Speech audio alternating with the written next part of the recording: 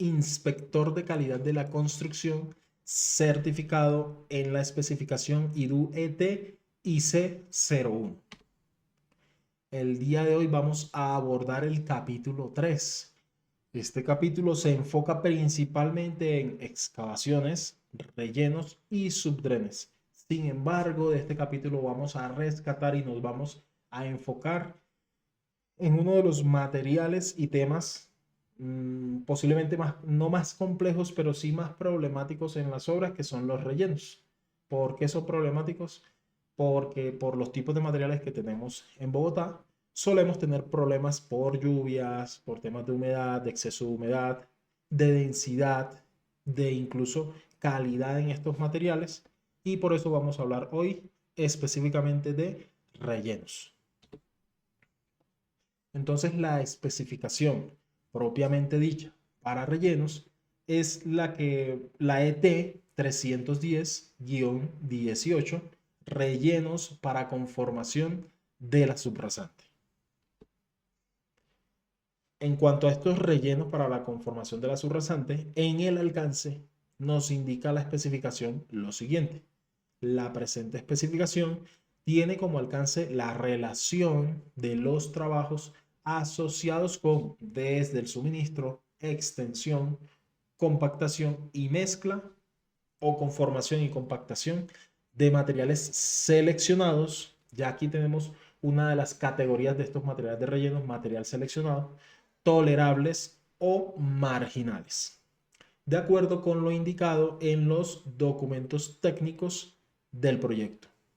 Esta especificación incluye la escarificación, nivelación y compactación del terreno en donde va a colocarse el relleno de conformación para la subrasante y retiro del material inadecuado previa ejecución de las obras de desmonte y limpieza, demolición, drenaje y todas aquellas que se requieran para la ejecución de la actividad. Es decir, desde el alcance ya la especificación nos está diciendo, ojo, no solo me interesa el material de conformación de la subrasante, sino sobre qué usted lo está instalando. Dije al comienzo que es una actividad problemática, principalmente por la presencia de agua, que es lo más típico que suele afectar estos materiales. Entonces, ¿por qué la especificación le está dando relevancia al terreno de apoyo? Porque usualmente estamos sobre terreno natural, por eso dice para conformación de la subrasante. Terreno natural que puede, no siempre, pero puede tener presencia de exceso de humedad, presencia de material orgánico. Entonces, desde el alcance ya nos está diciendo que se requiere escarificación, que se requiere compactación o una adecuada conformación de ese terreno de subrasante para ahí sí colocar nuestro material de relleno. En la práctica, ¿qué sucede con ese material de soporte? Que en Bogotá típicamente, cuando llegamos a terreno natural, estamos hablando de arcillas blandas. Típicamente, no en todos los casos. Puede haber ubicaciones específicas donde no lo haya, ¿ok? Pero cuando se da ese caso, prácticamente entra en desuso como capa inmediatamente adyacente el uso de material seleccionado. ¿Por qué? Porque estamos hablando de una capa inestable y por esa razón requeriría una actividad previa que ya la tienen contemplada los diseños, no de pavimento, sino geotécnico, en donde se indique una estabilización o un mejoramiento de esa capa inicial de subrasante. ¿Ok? Importante puntualizar en este aspecto. Estos rellenos para conformación de la subrasante tienen o están diferenciados por tipo de capa. No necesariamente significa que son dos tipos de materiales distintos. Sí tienen requisitos distintos, pero no necesariamente son materiales distintos. Puede que tengamos el mismo material cubriendo las dos capas que voy a mencionar a continuación. Entonces, el relleno para conformación de subrasante, si tenemos una banca de vía, aquí el dibujo pues nos dibuja como si estuviéramos hablando de una carretera, ¿no? En Bogotá no vamos a tener un terreno así, sino que lo que vamos a tener es seguramente una edificación, una vivienda, un lote, etcétera, urbano, justo al lado de la vía, para que tengamos también el contexto mental de donde estamos trabajando. Y esta especificación nos diferencia dos principales capas en que se divide ese relleno que vamos a hacer. Entonces, la primera capa inferior, la cual es de espesor variable. Ese espesor no lo indica la especificación, dependerá del diseño geotécnico o también lo puede incluir el diseño de pavimentos. Ambos trabajan de la mano usualmente. Se conoce como relleno general. Esta primera capa inferior de relleno para conformación de la subrasante se llama relleno general, ¿ok? Hasta este punto la especificación, insisto, diferencia ambos materiales por la ubicación, no por la calidad del material como tal, ¿ok? Por la calidad, la clasificación en la que vimos en el alcance, donde hablamos de seleccionado, tolerable y marginal, creo que decía, ¿ok? Vamos a verificar. ¿Por qué lo verifico? Porque ha habido cambios en este tipo de nombres, ¿ok? Sí, efectivamente, marginal. Pero por ubicación, los nombres o categorías son relleno general y en la capa superior se clasifica o se denomina capa de corona. ¿Okay? Esta capa de corona es la que finalmente va a conformar la subrasante final de la estructura de pavimento, porque lo que estamos es conformando la subrasante y esto lo hacemos cuando esa subrasante natural o artificial que tengamos, porque también nos pasa que tenemos subrasantes o rellenos preexistentes, sería el término adecuado, que funcionarían como subrasante de una nueva vía, pero que tienen características que ya no son competentes comparadas con las especificaciones actuales. Entonces, con estos materiales de relleno lo que vamos a es a conformar ahí sí la subrasante para partir de la línea superior de la corona armar estructura de pavimento, ¿ok? Con respecto a la corona, nos dice la especificación que es la zona que conforma la parte superior del relleno, construida en un espesor de por lo menos 15 centímetros. O, salvo que los planos del proyecto o la especificación particular indiquen un espesor diferente. Entonces estamos hablando de 15 centímetros. En la práctica, ¿qué suele ocurrir? Que se trabaja con espesores típicos de 20. ¿Ok? No estoy indicando que tienen que trabajar con 20 centímetros, pero por el tipo de espesor, para el manejo, para el rendimiento de la maquinaria, de los ensayos, el suministro del material, la verificación, las distintas verificaciones, un espesor de 15, digamos que implica un nivel de exactitud que para esta actividad es difícil de manejar. Por esa razón, típicamente se trabaja simplemente la última capa como relleno de corona, ¿ok? Y estos 15 centímetros son mínimos, ¿ok?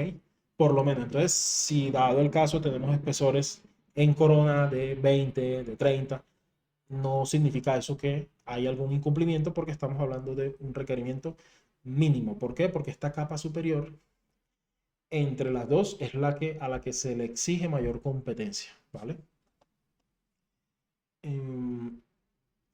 Dicha capa debe estar constituida por materiales granulares que cumplan con los requerimientos establecidos, obviamente en esta especificación. Y el relleno general es aquel que inicia a partir de esos 15 centímetros o el que esté especificado hacia abajo. Básicamente eso es lo que nos indica. Hasta aquí no nos está dando requisitos para esas dos capas, ¿vale? Solamente nos está aclarando la ubicación. Ahora sí, requisitos de calidad. En cuanto a requisitos de calidad, veamos que ya no estamos hablando de capa de corona ni de relleno general. ¿Por qué? Porque en teoría, el diseñador geotécnico o de pavimentos es quien debe indicar qué especificación se establece para el relleno general y qué especificación se establece para el relleno de corona. Digo especificación es cuál de estas tres especificaciones aplicaría o debería de utilizarse en cada tipo de capa. ¿Listo? Nuevamente, en la práctica, no es especificación, ¿ok? En la práctica, tenemos típicamente seleccionado en corona y tolerable en relleno general. En la práctica más práctica, en lo que a mí me compete, siempre abogo para que definitivamente se use se trabaje toda la estructura con seleccionado, ¿ok? ¿Por qué razón? Porque tiene visitando, conociendo los métodos de producción de las plantas, o más que plantas, de las canteras, fuentes de agregados, ellos realmente tienen muy poca distinción operativamente y en la explotación entre estos materiales. Lo que sí sucede o puede suceder eventualmente es que le adicionen un poco más de piedra al seleccionar. Eso es casi que lo único que hacen. O si tienen un sustrato muy arcilloso, sí, lo separan solo para tolerable, ¿ok? Pero en la práctica, si usted va a una cantera, vamos a buscar imágenes de canteras. ¿Listo? De canteras de recebo. Vamos a escribir simplemente recebera a ver qué nos sale. A ver qué nos sale. Esto es improvisación. Ustedes encuentran esto. Ustedes cuando vayan a una cantera, esto es lo que van a encontrar. Una excavadora, puede ser esta más grande, más pequeña, no importa, un cargador y un señor operando la máquina, arrastrando material o excavando material y separándolo para luego cargarlos en las volquetas. La realidad es que no hay un control real, lo digo porque he estado ahí, los he visto, ¿ok? Sobre la calidad de esos materiales. Lo que sucede es que la especificación eh, es amplia en los criterios y es relativamente fácil cumplirlo si se tiene un material más o menos decente. ¿Ok? Y por esa razón, yo cuando me hacen la consulta, o a mí cuando me hacen la consulta, hago la corrección, cuando a mí me hacen la consulta, siempre recomiendo que todo el relleno se haga con seleccionado, porque en tolerable me arriesgo un poco más a un incumplimiento por ese poco cuidado que le van a tener a ese tolerable. Al seleccionado al menos le van a adicionar un poco más de piedra y en ese sentido es más fácil garantizar un cumplimiento a la especificación. ¿Listo? Entonces, estamos en requisitos de calidad. Dijimos que la especificación no te indica cuál material debe ir en cada capa, ¿ok? Hasta este punto es posible, es posible que sí para Corona de entrada se especifique el seleccionado, ¿vale? Habría que abrirla, verificar con exactitud, pero típicamente nos regimos es por los diseños y en el diseño casi siempre, en la mayoría de los casos, los especialistas usan esta distinción, ¿ok? Esta distinción que vimos hace un momento. Seleccionado en Corona, tolerable en relleno general. ¿Qué diferencias tenemos en estas dos categorías? Uno, el tamaño máximo. En cuanto a tamaño máximo, estamos hablando de partículas de hasta 75 milímetros, que en pulgadas son 3 pulgadas. ¿Ok? Estamos hablando de 3 pulgadas. Y en tolerable ya estamos hablando de las rocas de 10 centímetros. ¿Listo? Eso como una importante distinción. En el pasatamiz número 10 tenemos igual clasificación, un 80% en peso. Y en el pasatamiz 200, es decir, en el material más fino, donde vamos a tener limos y arcillas, tenemos aquí la principal diferencia, ¿ok? 25% de, de pasa 200 y 35% de pasa 200 en el tolerable, ¿ok? De todos modos sigue siendo un valor grande, o sea, 25% de solo material fino es muchísimo. Por eso típicamente este material eh, tiende a cumplir fácilmente las especificaciones. Puede ocurrir, claro que sí, pero no son tan difíciles de cumplir estos requisitos. Aquí nos podemos dar cuenta de algo. A verificar. Listo. Aquí nos podemos dar cuenta de algo y es que la especificación no contiene una granulometría, ¿ok? No nos exige, no establece una curva granulométrica, ¿listo? Lo que nos da es unos valores límites para 3 tamices puntualmente, ¿ok? Entonces, importante eso tenerlo en cuenta. No menciono el marginal porque no está recomendado para conformación conformación de subrasante en un pavimento. Típicamente se usa el marginal ¿para qué? Para rellenos por fuera de la vía.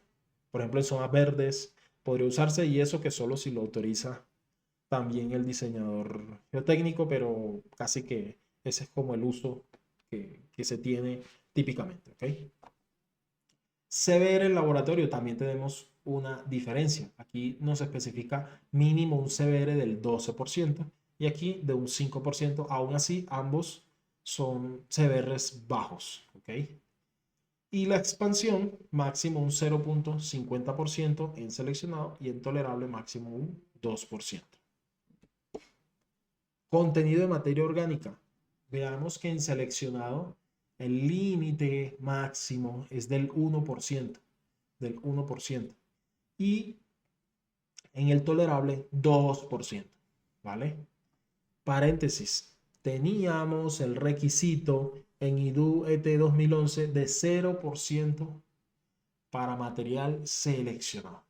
Eso generó muchas polémicas en los proyectos. Al final el IDU pues acogió esa situación en los informes del estudio de consultoría que soporta esta especificación. Se hace mención también al ensayo de contenido orgánico y a diferencia de cómo quedó especificado, allí se da un rango más amplio, ¿vale? De todos modos es un estudio, no es la especificación, pero es válido también que lo conozcan, que lo indaguen, que lo estudien, o al menos que conozcan la estructura general de ese estudio, de ese informe de consultoría. Si mal no estoy, lo hizo la Universidad Javeriana. Entonces ahí se habla del ensayo de contenido de materia orgánica. Veamos que sigue estando especificado con el ensayo INVIAS 121, método de ignición, ¿vale? Queda para investigación a quien no conozca sobre el método de ignición, que haga una revisión sobre el funcionamiento general del método. Eso permite también tener una idea general sobre su implementación. Recomendadísimo. Revisen el alcance del método. Ese alcance del método está por fuera del tipo de material que usamos en construcción. Entonces, revísenlo y se acordarán de mí, ¿vale? Límite líquido, valor máximo 35% y 40% en tolerable. Índice plástico del 10% en seleccionado, 15% en tolerable. E índice de colapso, antes en la especificación 2011, este índice de colapso no estaba dentro de los requisitos obligatorios. Básicamente lo dejaba a discreción del informe de estudios y diseños. Si el informe del diseñador indicaba la necesidad u obligatoriedad de realizar el índice de colapso, debía hacerse. En caso contrario, no era necesario.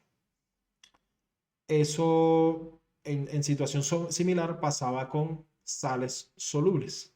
Entonces, este tipo de ensayos ya están incorporados de una forma ya explícita y obligatoria en esta especificación ET 2018 y en índice de colapso nos indica un 2% máximo para todos los casos y en sales solubles igualmente un 0,20 en ambos casos. Siempre cuando veamos estas tablas, en mi opinión, el dato más importante es el que está fuera de las tablas. Típicamente, las notas, ¿ok? Bueno, en este caso la tabla no tiene notas, pero para las siguientes tablas que sigamos viendo en esta formación, siempre revisemos esas notas adicionales que tienen las tablas porque nos aclaran, nos resuelven o nos evitan discusiones innecesarias. Los materiales que se empleen en la construcción de rellenos para conformación de la subrasante deben provenir de las excavaciones, de la explanación o de fuentes de materiales aprobadas. La utilización de los materiales marginales, es decir, los de la tercera columna, que corresponden a materiales de préstamo, está limitada a zonas donde los niveles de esfuerzo no causen deformaciones significativas. ¿Listo? No dice lo que yo puntualicé hace un momento, eso estemos claros. Pero, insisto, el tipo de uso que en la práctica se le da a ese marginal es como máximo en zonas verdes. Equipos.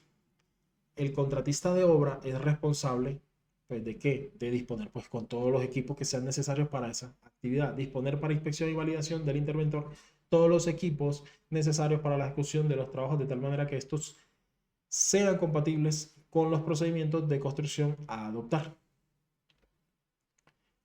Requerimiento para la ejecución de los trabajos. Los trabajos de construcción de rellenos para conformación de la subrasante se deben efectuar según procedimientos puestos a consideración del interventor y aprobados por este.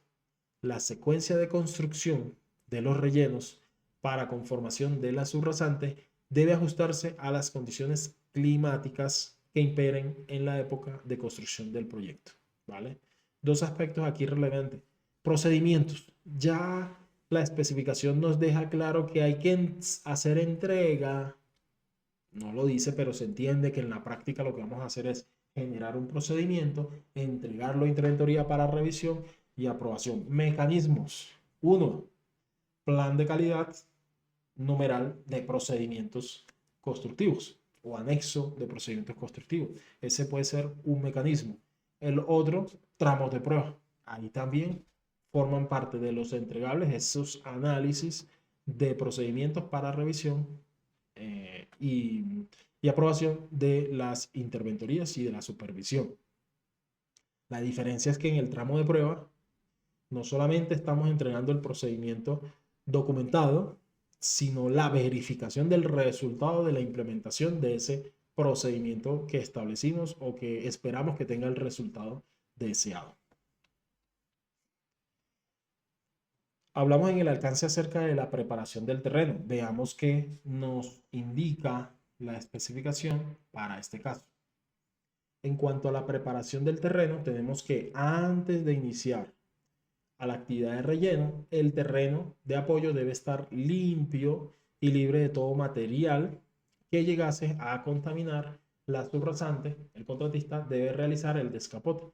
Básicamente es descapotar el terreno. ¿Listo? Como tradicionalmente se ha hecho prácticamente en cualquier proyecto.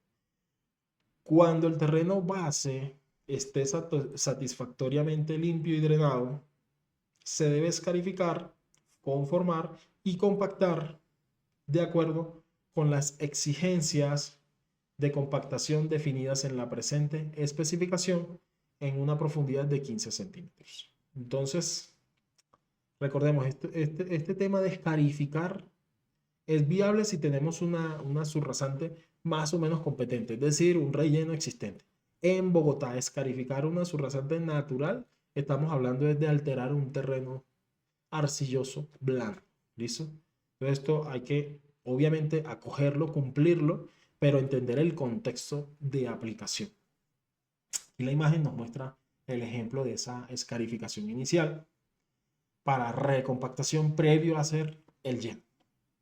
En las zonas de ensanche de rellenos para conformación de la subrasante existente o en la construcción de estos sobre terreno inclinado previamente preparado, el talud existente o el terreno natural debe cortarse en forma escalonada, de acuerdo con los planos o las instrucciones del interventor para asegurar la estabilidad del relleno nuevo.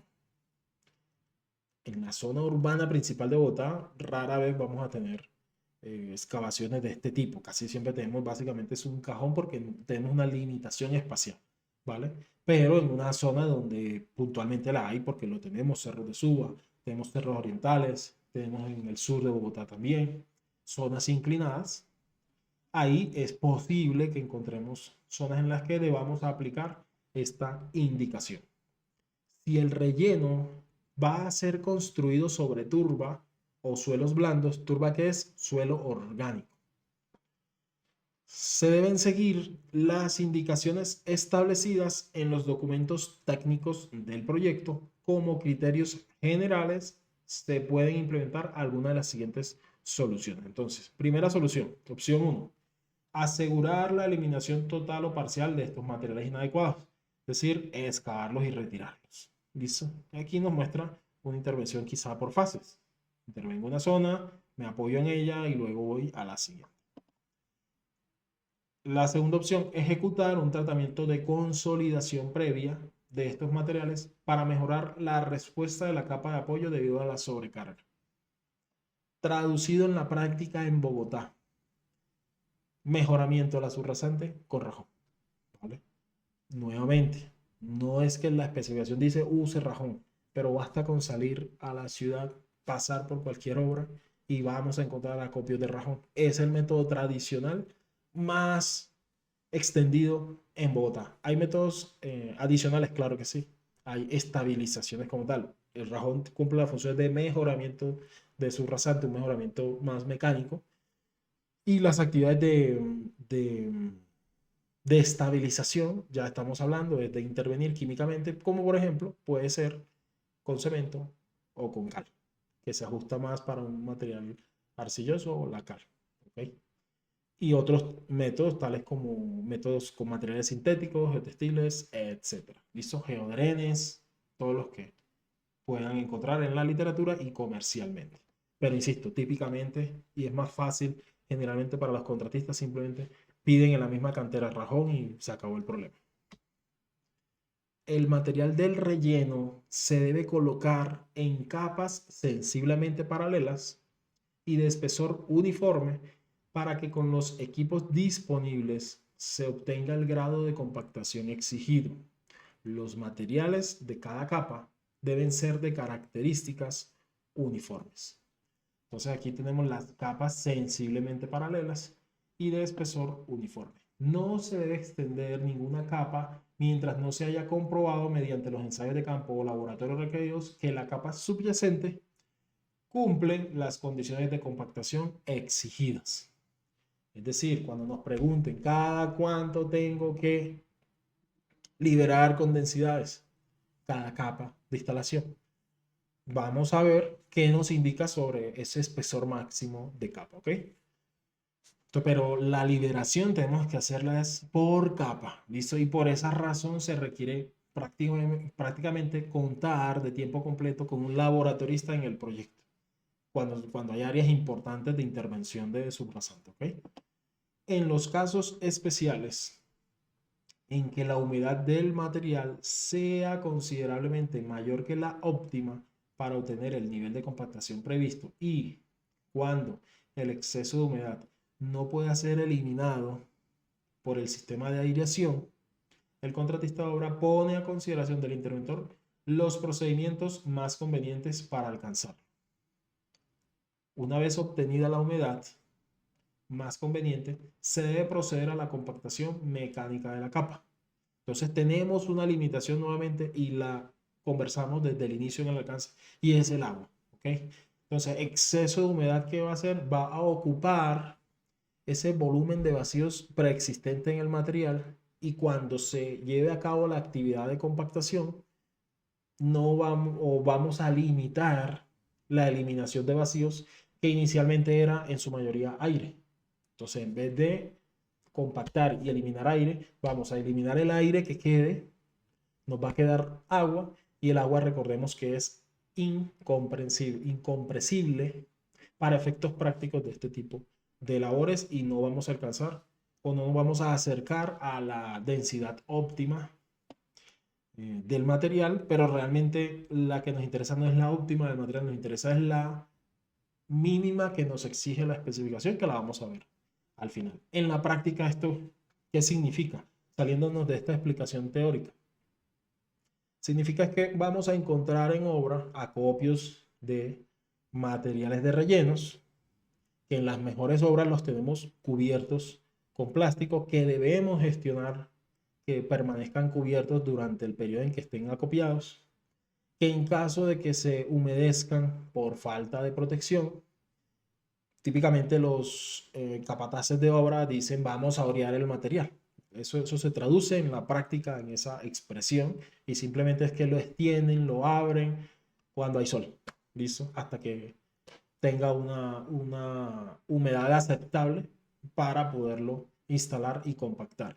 Nuevamente en la práctica, ni siquiera queriendo es viable instalar ese material porque por la naturaleza de los materiales que se suministran en Bogotá, porque esta situación no es común en todo el país. es específica a Bogotá. Puede haber más lugares donde suceda, sí, pero se da principalmente en Bogotá, donde las fuentes de material tienen una proporción importante de material arcilloso o material fino. Entonces, si se nos inundó de agua o adquirió demasiado exceso de agua típicamente por lluvia, el material, aunque queramos, no nos va a dejar instalarlo. Recordemos que hablamos de límites del 25-35% de pasados cientos, si mal no estoy. Ese material se vuelve pegajoso, se queda pegado en las máquinas, no se deja extender, es un problema, ni queriendo lo vamos a poder. Entonces, la lección es protegernos y tomar medidas para proteger el material del exceso de agua. Para la corona de relleno, o salvo que los planos del proyecto o las especificaciones particular establezcan algo diferente, se debe tener un espesor compacto, ojo, compacto, no vamos a instalar el material suelto 15 centímetros. Debemos garantizar que mínimo llegue, que mínimo llegue a 15 centímetros, los cuales se conforman utilizando materiales seleccionados. Entonces, aquí confirmamos que la especificación ya por defecto le asigna a la capa de corona material seleccionado para su uso. Veamos qué más nos dice. Cuyos requisitos están en la tabla que vimos hace un momento de esta especificación. Estos se deben humedecer o airear según sea necesario y compactar mecánicamente hasta obtener los niveles de calidad señalados en la parte 310.5.2.2 de la presente especificación. Aquí en el relleno general, vamos a ver qué nos dice, pero aquí en Corona sí tenemos claro que es seleccionado. En relleno general no nos lo indica. Los rellenos para conformación de la subrasante se debe construir hasta una cota superior a la indicada en los planos en la dimensión suficiente para compensar los asentamientos producidos por efecto de la consolidación y obtener la rasante final a la cota proyectada con las tolerancias establecidas en este aparte.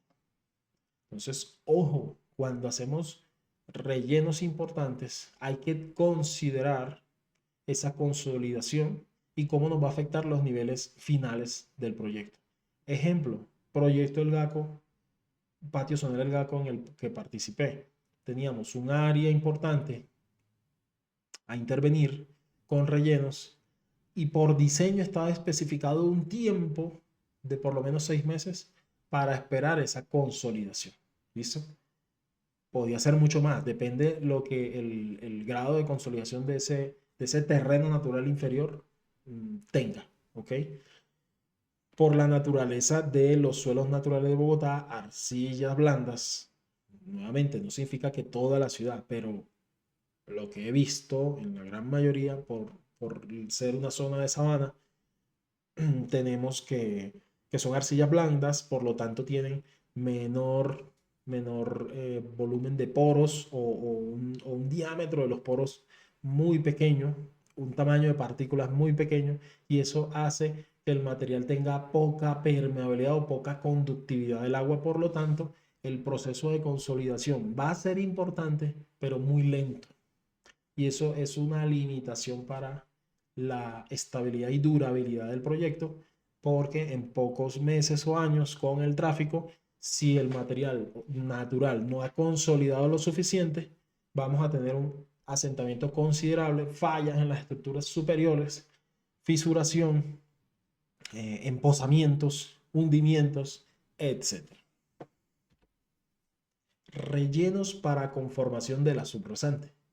Condiciones de entrega para el recibo de los trabajos. Controles generales. Durante la ejecución de los trabajos, el interventor debe adelantar los siguientes controles principales. Verificar mediante ensayos de campo y laboratorio la calidad de los materiales y del procedimiento constructivo durante el desarrollo de la actividad. Comprobar la compactación de todas las capas del relleno. Realizar medidas para determinar espesores, levantar perfiles y comprobar la uniformidad de la superficie. Estos son controles generales, ¿ok? Es decir, forma parte de ese seguimiento y control que hacen las interventorías. En esta tabla, en la 310.2, ya nos indica como tal los valores de aceptación y las frecuencias especificadas para cada una de las propiedades a medir. Tenemos materia orgánica, básicamente todos los requisitos están en torno a los 400, 800 y 1600 metros cuadrados. Cambio importante en esta especificación. ¿Por qué? Porque en IDU 2011 teníamos un criterio dual, ¿listo? O trial. ¿Por qué? Porque hablábamos de metros lineales o kilómetros carril, área o el área ejecutada en una jornada para efectos de control de calidad. Aquí ya estamos hablando de simplemente de una frecuencia. Allá también hablábamos de frecuencia pues, por jornada, frecuencias mensuales, frecuencias semanales, etcétera. Un enredo porque ¿qué pasa? ¿Qué pasa? Que a veces tenemos una frecuencia quincenal o semanal y una semana hacen la actividad, otra semana no la hacen, de la semana hacen solo un día, un rato, un volumen pequeño y eso genera una incertidumbre muy grande en la preparación de las actividades de laboratorio. En cambio aquí, teniendo un único criterio de área, desde la planificación podemos ya estimar los costos de laboratorio asociados a estas actividades, porque no va a variar, no va a depender del tiempo, depende únicamente de la geometría del proyecto. Y aquí nos da los valores y básicamente nos refiere a los valores de la tabla inicial que vimos acá, la 310.1. ¿Listo? Todos los valores límites se mantienen. Y nos da esos criterios tanto para el promedio de las muestras como para la determinación individual. ¿Listo? Capa terminada. ¿Qué tenemos en capa terminada? Aquí entramos a uno de nuestros ensayos estrellas. El ensayo de control de compactación, ¿vale? Bueno, el requisito realmente es control de compactación. El ensayo es densidad. Nos da 3 métodos, ¿listo? Uno es método de cono de arena, el otro es densímetro nuclear y el otro, revísenlo para tenerlo mucho más claro. Lo queda de tarea. Entonces, en cuanto a cantidades de ensayos, tenemos lo mismo. Tenemos igualmente asignado, ya no por jornada, sino cada 800 metros cuadrados. Y nos indica un tamaño mínimo de muestra. ¿Okay? Entonces, un ensayo son 3 mediciones para el caso de esta área por parte del contratista. El interventor, por su parte, va a tener como requisito una única verificación. En cuanto a acabado, aquí básicamente lo que hacemos es verificar es la cota conformada, es decir, la especificación nos incluye dentro de los controles el control topográfico.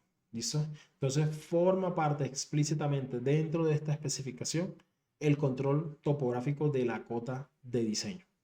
¿Qué tolerancia nos da? Una tolerancia de 3 centímetros, 30 milímetros. ¿Qué más? Tenemos dos valores límites, valores mínimos que nos da la especificación para efectos del, ojo, valor promedio de estas 3 mediciones. Valor promedio de estas 3 mediciones, para el caso del contratista, debe arrojar como resultado mínimo un 90% para el relleno general. 90% es un valor relativamente razonable, nada difícil de alcanzar, y un valor del 95% para la corona, es decir, para la capa superior. Difícil de alcanzar tampoco. ¿Listo? En la práctica tampoco. Si tenemos equipos idóneos, un buen vibrador, pero normal, nada de que se requiera pues la última tecnología, no. Con cualquier vibrador competente podemos holgadamente alcanzar ese requisito promedio del 95%. Aquí ya se pone un poco más complicada y es que, pero ni tanto realmente, en la determinación individual nos exigen un 98%. ¿Ok? Alguien podría decir, pero ¿cómo si yo tengo un 95%? como requisito en el promedio significa que voy a tener valores inferiores y valores superiores, ¿sí? Y dentro de los superiores voy a tener también 98% o más, pero puedo tener menos y cumplir el 95%. ¿Por qué me pide el 98%? Porque ese 98% no es el 98% de la...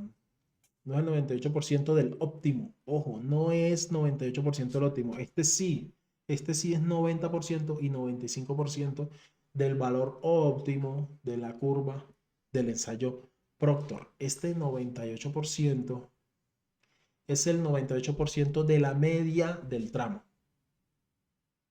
Me explico.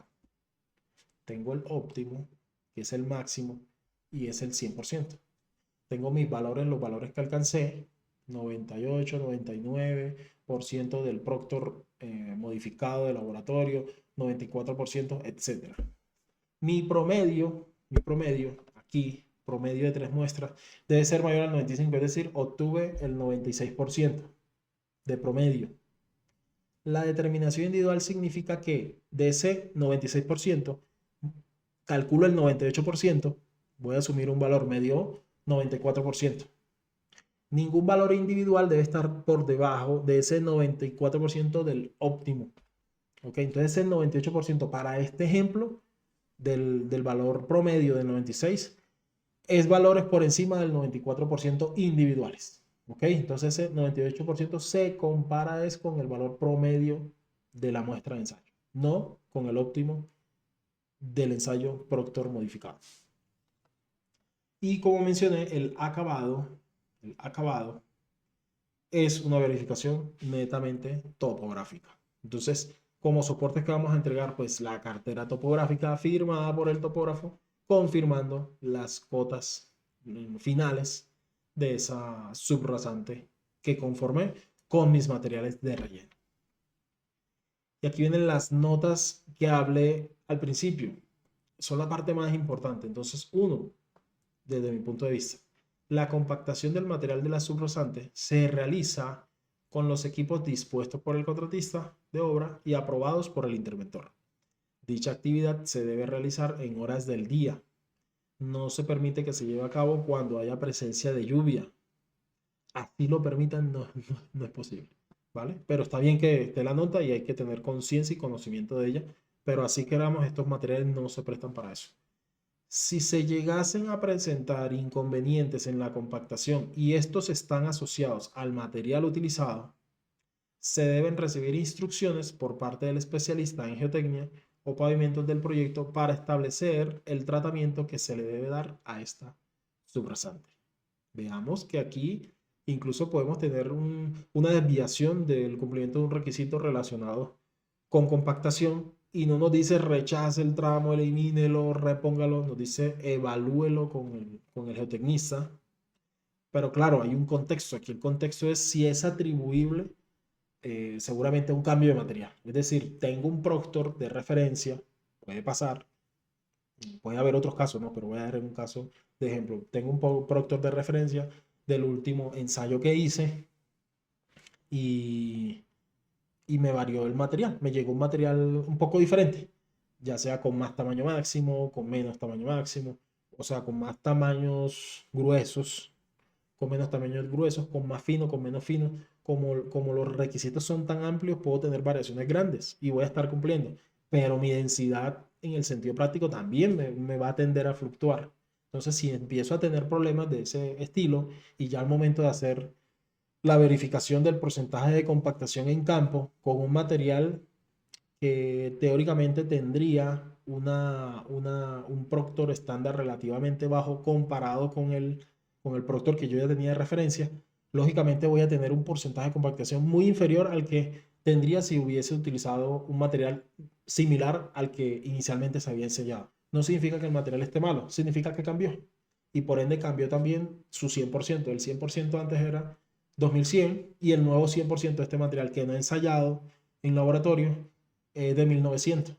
Y aunque yo tenga ese 98-95%, cuando yo me esté comparando con el material original, lógicamente ya no me va a dar ese 95-98%, sino 93, 90, 94, etc.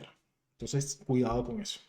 Los tramos por aprobar se deben definir sobre la base de un mínimo de 6 determinaciones de densidad.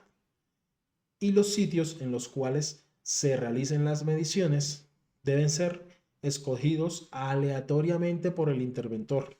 ¿Listo? Entonces, ¿los escoge quién? El interventor. ¿Pero cómo? Aleatoriamente. ¿Listo? Y me quedo en esa palabra aleatoriamente. Hay métodos dentro de la norma y vías de ensayo de laboratorio donde se explica cómo obtener esa ubicación aleatoria de las densidades. Sin embargo, es posible y suele haber discusiones en las obras sobre es que yo sospecho de este tramo porque ahí hay un fallo o hubo yo no sé cuál problema o no me gustó cómo se ve el material aquí o porque lo hicieron en tal condición, necesito hacer la densidad ahí. Es respetable, claro que sí, el criterio del interventor, pero con esa medición no puedo rechazar un lote o calificar un lote completo sabiendo que no cumplí el requisito de aleatoriedad, ¿ok?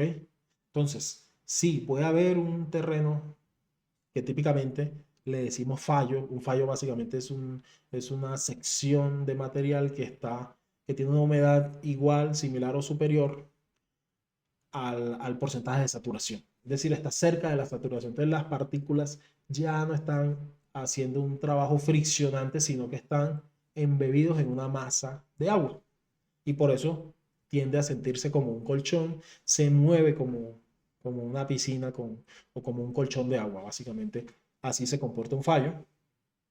Es por exceso de agua y no por un fallo tengo que rechazar un lote completo, ¿vale? Entonces, esa calificación, ese análisis que haga con una sección defectuosa aplicará solo para esa sección defectuosa porque tengo que cumplir mi requisito de aleatoriedad, ¿vale? Importante eso.